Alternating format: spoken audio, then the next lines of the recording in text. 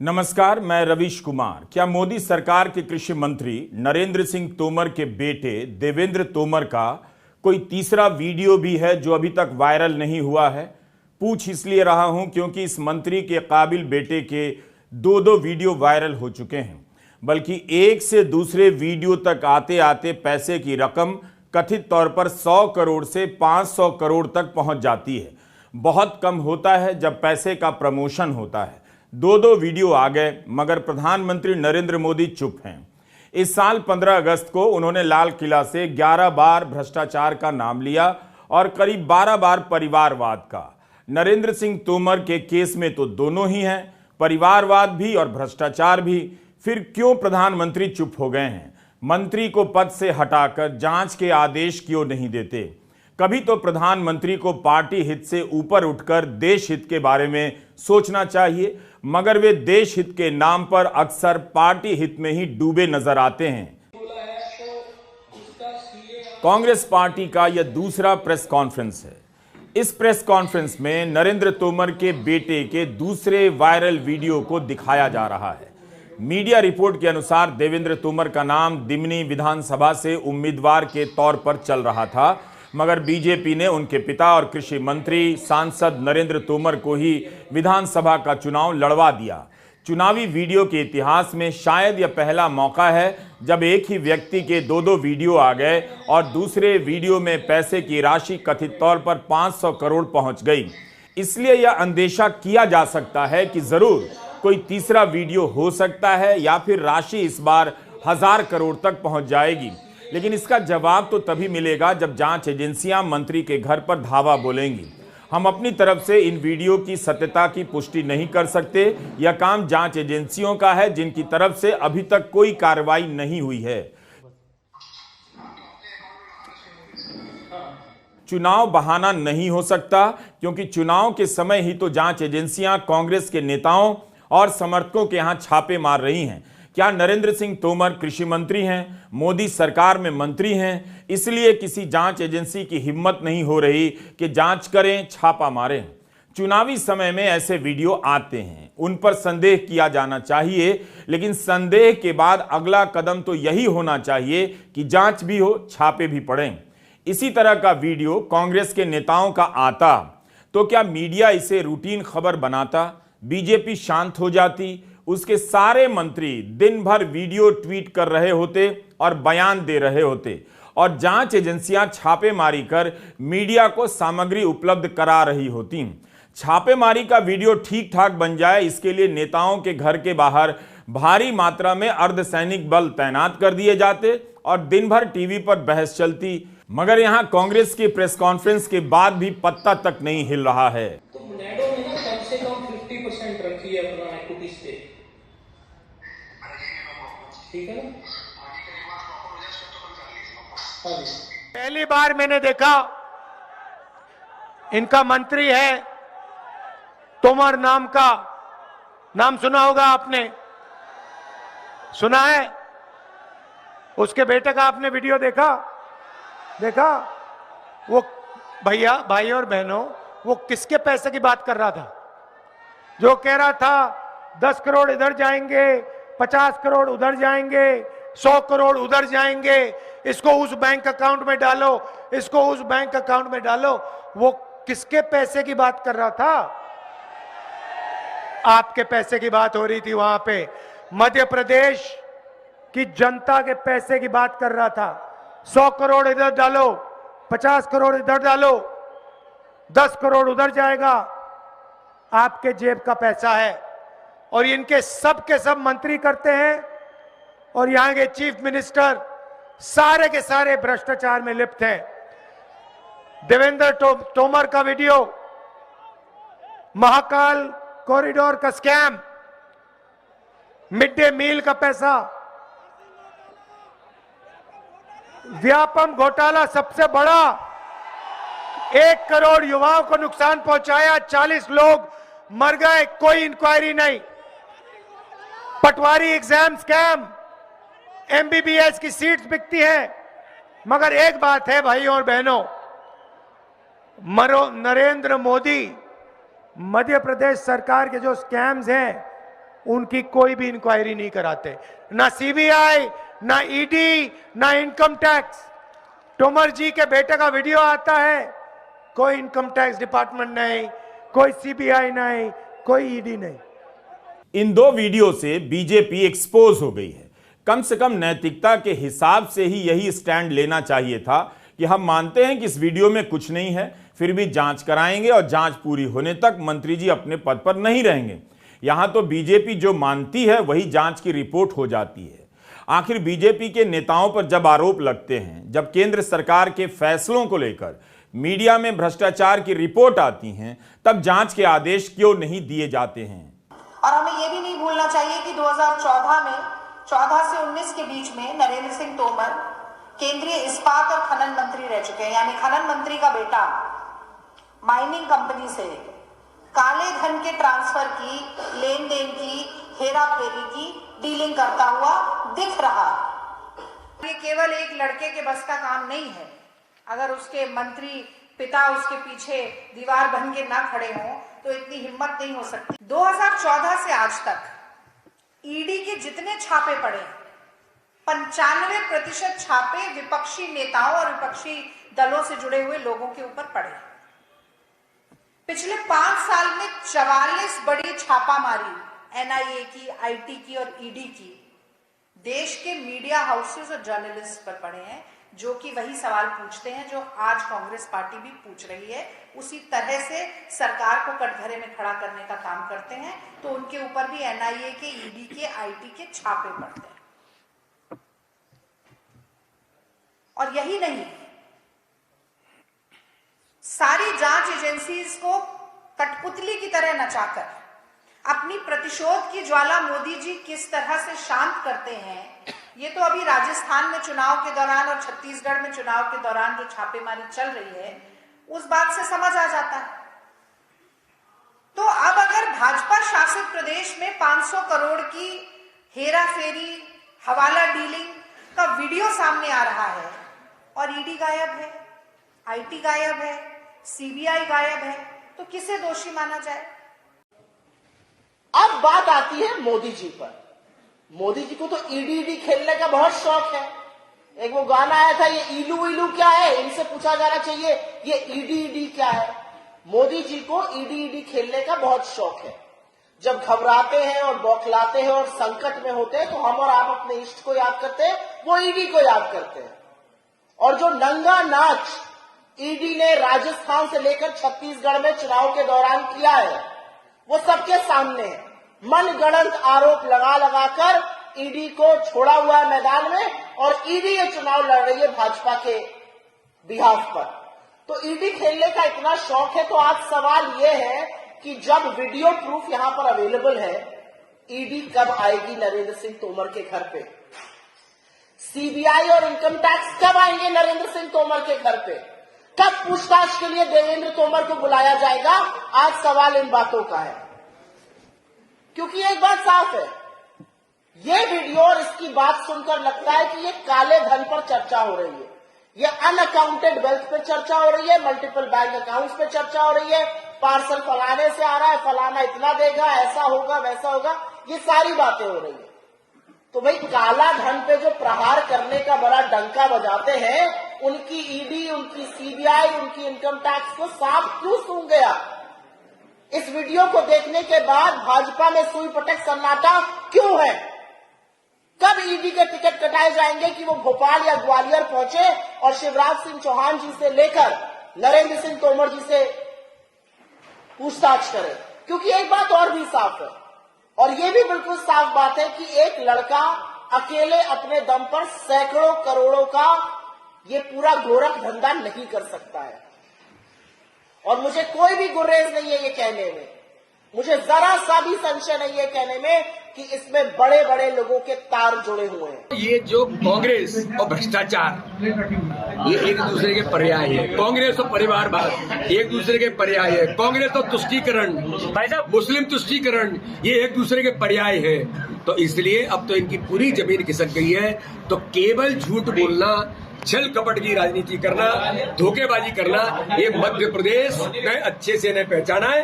मध्य प्रदेश के अंदर भारतीय जनता पार्टी को जनता का आशीर्वाद। यह मामला इतना साधारण नहीं लगता कि बीजेपी ने खारिज कर दिया और बात खत्म हो गई। नरेंद्र सिंह तोमर कृषि मंत्री हैं, उससे पहले माइनिंग और इस्पात मंत्री रह चुके हैं, तो जांच होनी चाहिए थी।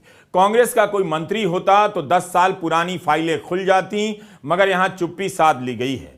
एक मंत्री के बेटे के 2 वीडियो आ गए, जांच क्यों नहीं होनी चाहिए? मंत्री को बर्खास्त क्यों नहीं करना चाहिए? पत्रकार प्रशांत टंडन ने यह तस्वीर ट्वीट करते हुए लिखा है कि मोदी सरकार में मंत्री नरेंद्र सिंह तोमर के बेटे देवेंद्र तोमर के सैकड़ों करोड़ की डील करते 2 वीडियो आ गए हैं। इनके घर ईडी या सीबीआई नहीं जाएगी, क्यों नहीं जाएगी? इस तस्वीर से साफ है। यह सवाल प्रधानमंत्री नरेंद्र मोदी से पूछा जाना चाहिए, जिनके समय में चुनावों के समय छापेमारी और वीडियोबाजी की राजनीति चरम पर पहुंच गई। आप याद कीजिए, बंगाल का चुनाव, बिहार का चुनाव, अचानक कहीं से वीडियो आता था और गोदी मीडिया को खुराक मिल जाता था। दिन भर डिबेट चलती थी, जांच एजेंसियों की छापेमारी भी हो जाती थी। यूपी के चुनाव के दौरान दिसंबर 2021 में कानपुर में व्यापारी पीयूष जैन के निवास पर छापा पड़ा। छापे में 150 करोड़ से अधिक रुपए की बरामदगी के वीडियो बनाए गए। चैनलों पर हंगामा मच गया कि जिसके यहां से पैसा मिला है वह अखिलेश यादव का करीबी है। बाद में वह किसी और का करीबी निकला तो मीडिया चुप्पी साध गया। चुनावों के समय इन छापों और वीडियो का अंतिम नतीजा क्या निकला, यह आप खुद ही उनसे पूछ लीजिए, जिन लोगों ने दिन रात इन वीडियो को चलाया और बीजेपी के लिए माहौल बनाया। आज संकट यह है कि प्रधानमंत्री की किस बात का भरोसा किया जाए और किस बात पर भरोसा नहीं किया जाए, दोनों के बीच तय करना मुश्किल हो गया है। प्रधानमंत्री परिवारवाद को सबसे बड़ा खतरा बताते हैं। एक मंत्री का बेटा कथित तौर पर पैसे की बात करता दिख रहा है, उसके खिलाफ कार्रवाई नहीं कर पाते हैं। यह इकलौता मामला नहीं है। जब भी इनकी सरकार की नीतियों के पीछे तमाम तरह के हेराफेरी की खबरें आती हैं, मसलन अदानी से जुड़ी कितनी खबरें आ गईं, कोई जांच के आदेश नहीं दिए गए। आप दर्शकों तक उन खबरों को पहुंचने भी नहीं दिया जाता है जो खबरें छपती हैं। ना तो प्रधानमंत्री भ्रष्टाचार से लड़ते दिखते हैं और ना परिवारवाद से। यह मनीष सिसोदिया की तस्वीर है। भ्रष्टाचार के आरोप में 9 महीने से जेल में हैं। अपनी बीमार पत्नी से मिलने के लिए अदालत से अनुमति लेनी पड़ी, वह भी 6 घंटे मिलने की अनुमति मिली। इससे पहले 3 जून को पत्नी से मिलने की अनुमति दी गई थी। इसी की तुलना आप बाबा राम रहीम के पैरोल से कर लीजिए। 17 महीने में राम रहीम 5 बार पैरोल पर बाहर आए हैं। बाहर आते हैं तो 20 से 40 दिनों के लिए आते हैं। बाबा राम रहीम हत्या से लेकर तमाम गंभीर आरोपों के सिद्ध होने के बाद आजीवन कारावास की सजा काट रहे हैं, मगर उन्हें 17 महीने में 5 बार पैरोल मिला है। मनीष सिसोदिया पर तो आरोप भी अभी सिद्ध नहीं हुए हैं। उनकी जमानत रद्द होने के फैसले की कड़ी समीक्षा हो रही है। कई लोगों ने लेख लिखे हैं और गंभीर सवाल उठाए हैं। नरेंद्र सिंह तोमर के बेटे का वीडियो तक आ गया, मगर कोई कार्रवाई नहीं हुई, जांच तक नहीं हुई। परिवारवाद के नाम पर भ्रष्टाचार को संरक्षण दिया जा रहा है, बल्कि परिवारवाद और भ्रष्टाचार दोनों को ही संरक्षण दिया जा रहा है। यह खबर तो आपने देखी होगी। राजस्थान में बीजेपी ने 200 में से 26 टिकट परिवारों को दिए हैं। इनमें 15 बेटे हैं, 6 पोती और बेटी हैं, 3 पत्नियां और 1 पुत्रवधू और 1 रिश्तेदार है। मध्य प्रदेश में दैनिक भास्कर के राजेश शर्मा ने अपनी रिपोर्ट में पाया है कि मध्य प्रदेश बीजेपी के 136 उम्मीदवारों में से 26 उम्मीदवार नेताओं के बेटे बेटी या रिश्तेदार हैं।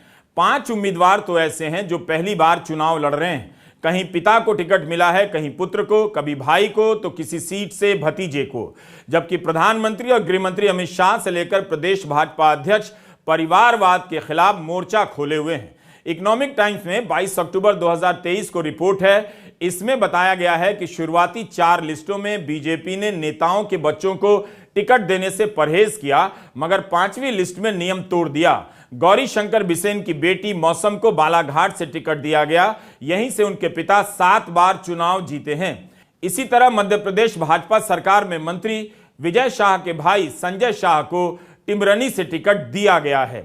इस बात का कोई प्रमाण ही नहीं मिलता कि प्रधानमंत्री मोदी अपनी पार्टी में परिवारवाद से लड़ रहे हैं, बल्कि जिस परिवारवाद को उन्होंने शत्रु की तरह खड़ा किया उसी से हारते नजर आते हैं। जब उनसे यह लड़ाई लड़ी नहीं जाती तो छोड़ क्यों नहीं देते? यह कैसी लड़ाई है कि एक तरफ परिवारवाद को सबसे बड़ा खतरा बताते हैं और दूसरी तरफ परिवार के नाम पर टिकट बांट देते हैं? आखिर बीजेपी के कार्यकर्ता भी क्या सोचते होंगे कि प्रधानमंत्री भी उनका हक नहीं दिला सकते? परिवारवाद के खिलाफ बातें करते हैं और टिकट परिवार के नाम पर दे देते हैं। कर्नाटका में तो हद ही हो गई। जिस बीएस येदियुरप्पा को चुनाव से पहले मुख्यमंत्री के पद से हटाया गया, उनके बेटे को प्रदेश अध्यक्ष बना दिया गया। यही नहीं, येदियुरप्पा के बेटे BY विजेंद्र को विधानसभा का चुनाव भी लड़ाया गया और वे जीते भी। विधायक बनने के बाद अब उन्हें अध्यक्ष बना दिया गया है। परिवारवाद पर कोई सफाई नहीं आई है। कर्नाटका के चुनाव में भी बीजेपी की सरकार पर भ्रष्टाचार के कई आरोप लगे। चुनाव हार गई इस आरोप पर बीजेपी, फिर भी ईडी सीबीआई कर्नाटका बीजेपी के मंत्रियों और विधायकों के घर छापे मारने नहीं गई। अपनी पार्टी के भीतर भ्रष्टाचार और परिवारवाद से लड़ने का रिकॉर्ड प्रधानमंत्री का बहुत खराब है। उन्हें अब भ्रष्टाचार और परिवारवाद पर भाषण देना बंद कर देना चाहिए। इस बार 15 अगस्त के दिन कितना समय उन्होंने इस पर बर्बाद कर दिया, परिवारवाद और भ्रष्टाचार पर बोलने में। लेकिन जब अपनी पार्टी पर उंगलियां उठती हैं तो चुप्पी साध जाते हैं, जैसे देश के नहीं एक दल के प्रधानमंत्री हैं। इसलिए हमारा सवाल है कि प्रधानमंत्री की बात पर भरोसा करना क्या अब छोड़ दिया जाए? अभी प्रधानमंत्री दिवाली के मौके पर हिमाचल प्रदेश में थे। वहां उन्होंने कह दिया कि पिछले 30-35 सालों में ऐसी एक भी दिवाली नहीं रही जो मैंने आप जवानों के साथ नहीं मनाई। जब मैं प्रधानमंत्री नहीं था, मुख्यमंत्री नहीं था, तब भी दिवाली के समय सीमाओं पर जाता था। प्रधानमंत्री के इस बयान को तो कम से कम चुनौती नहीं दी जानी चाहिए, और यह जिम्मेदारी लोगों की नहीं, खुद प्रधानमंत्री की है कि वे उतना ही बोले जितना सच हो या सच के करीब हो। अब इस बयान की भी चीर फाड़ होने लगी है। ट्विटर पर संदीप मनुधाने ने 2023 और 2019 के बयान में फर्क कर इस बात पर संदेह व्यक्त किया है। तृणमूल कांग्रेस के प्रवक्ता साकेत गोखले ने पुरानी खबरों की क्लिप निकालकर सवाल किया है। बात सही है, अगर उन्होंने बतौर मुख्यमंत्री 12.5 साल तक सेना के साथ दिवाली मनाई है तो उसका तो रिकॉर्ड होना चाहिए। क्या तब प्रधानमंत्री फोटो नहीं खिंचाते थे? अगर पहले इंटरनेट और मोबाइल फोन नहीं था मगर कैमरा तो था। कैमरा तो 19वीं सदी से है। कम से कम इस बार प्रधानमंत्री को पुरानी तस्वीरें जारी कर देनी चाहिए कि देखिए, हम जब मुख्यमंत्री थे ये तब की तस्वीर है। आप भी तब तक याद कर सकते हैं कि कब आपने मुख्यमंत्री के रूप में उन्हें सेना के साथ दिवाली मनाते देखा है। संदीप मनुधाने ने समाचार एजेंसी पीटीआई की एक पुरानी हेडलाइन शेयर की है जिसमें लिखा है कि मैं हर दिवाली पर जंगलों में जाता था। यानी आप एक बार कहते हैं सेना के साथ दिवाली मनाते हैं, एक जगह कहते हैं जंगलों में जाया करते थे। पीटीआई की यह हेडलाइन 2019 की है। उस वक्त प्रधानमंत्री ने ह्यूमन्स ऑफ बॉम्बे को एक इंटरव्यू दिया, उसी से यह खबर बनाई गई जो कई जगहों पर छपी है।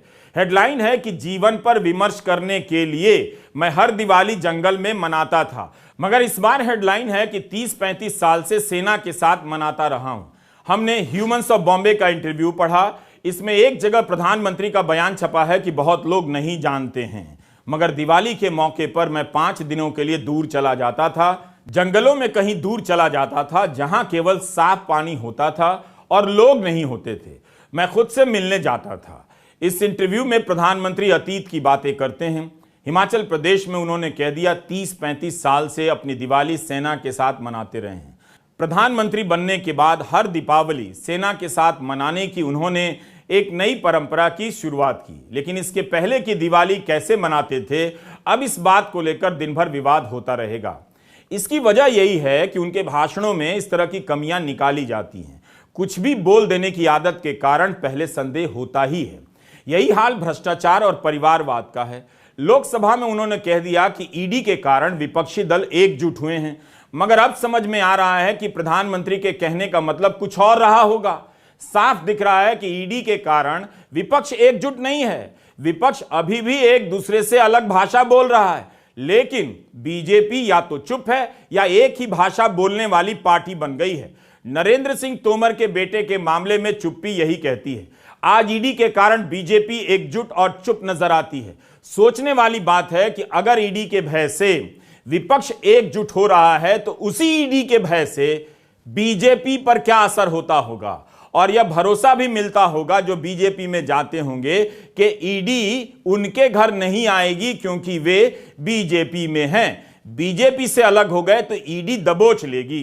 अब कांग्रेस के नेता यह ना कह दें कि ईडी ही बीजेपी चला रही है। नमस्कार, मैं रविश कुमार।